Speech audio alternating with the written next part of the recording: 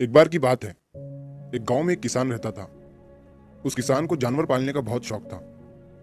उसके पास पहले से ही बहुत सारी भैंसें थी, जिनका दूध बेचकर वो अपना घर चलाया करता था। तो एक दिन उस किसान ने एक खरगोश और एक बंदर को भी अपने घर में पाल लिया। अब काफी दिन गुजरने के बाद उस किसान ने उस खरगोश और बंदर के साथ खेलने का सोचा।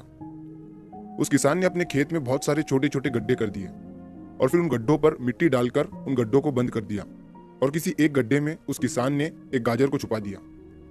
अब उस किसान ने खरगोश और बंदर को उस गाजर को ढूंढने के लिए कहा। खरगोश बहुत ही कॉन्फिडेंट था और उसे अपने आप पर बहुत विश्वास था। उसने एक एक गड्ढे को खोदना शुरू किया और गाजर ढूंढने लगा। लेकिन बंदर जो था वो बहुत ही नेगेटिव और आलसी था। उसने सोचा कि खेत में इतने सारे गड्ढे हैं और वो गाजर किसी एक गड्ढे में है, इतना कौन ढूंढेगा। वो बंदर ये सोचकर एक गड्ढे के ऊपर जाकर सो गया। अब उधर खरगोश अपनी पूरी मेहनत से गाजर ढूंढ रहा था।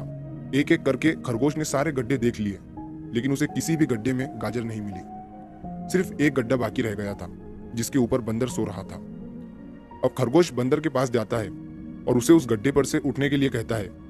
जैसे ही बंदर उस गड्ढे पर से उठता है, खरगोश गड्ढा खोद कर गाजर बाहर निकाल लेता है और अपने मालिक को ले जाकर दे देता है। बंदर ये देखकर हैरान हो जाता है कि जिस गड्ढे के ऊपर वो इतनी देर से सो रहा था, गाजर उसी के अंदर थी। वो सिर्फ एक बार खोद कर देख लेता तो गाजर उसे मिल जाती और वो मालिक की नजरों में बड़ा बन जाता। यही सोचकर वो अपने किए पर पछता रहा था। दोस्तों, इस कहानी से हमें तीन बहुत बड़ी सीखें मिलती है।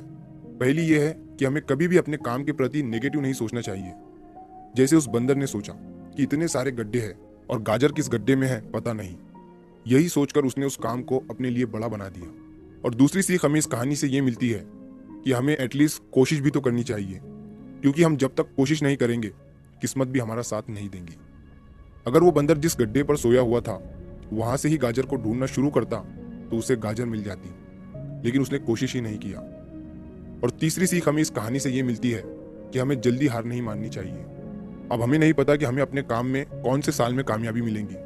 वो 2025 हो सकता है, 2030 हो सकता है या 2032 भी हो सकता है, लेकिन हमें कामयाबी तभी मिलेंगी जब हम पॉजिटिव सोच के साथ कोशिश करते रहेंगे और हार नहीं मानेंगे। तो अगर आप इस कहानी को और भी लोगों तक पहुंचाना चाहते हो तो इस वीडियो को लाइक करो, ताकि YouTube इस वीडियो को और भी लोगों तक पहुंचाए। और अगर कहानी अच्छी लगी हो तो हमारे चैनल को सब्सक्राइब जरूर करिए। मिलता हूं मैं अगली बार इसी तरह की कहानी के साथ। तो सब्र करो, शुक्र करो और जिंदगी में आगे बढ़ो।